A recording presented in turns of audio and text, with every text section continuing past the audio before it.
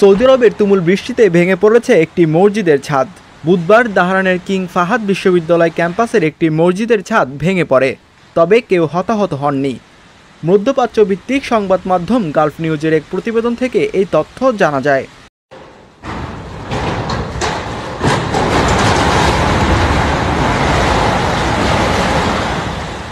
মরুভূমির দেশ সৌদি আরবের বিভিন্ন অঞ্চলে 2 দিন প্রচণ্ড বৃষ্টিপাত হয়েছে।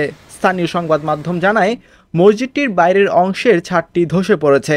মসজিদ সম্প্রসারণের অংশ হিসেবে মূল ভবনের বাইরে স্টিলের এই ছাদটি স্থাপন করা হয়েছিল।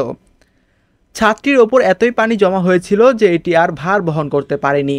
এরপর এক পর্যায়ে ভেতর দিকে ধসে পড়ে। তখন মসজিদের ভেতর বৃষ্টির পানি প্রবেশ করে এবং মসজিদের যেসব কার্পেট ছিল সেগুলো পানিতে ভিজে যায়।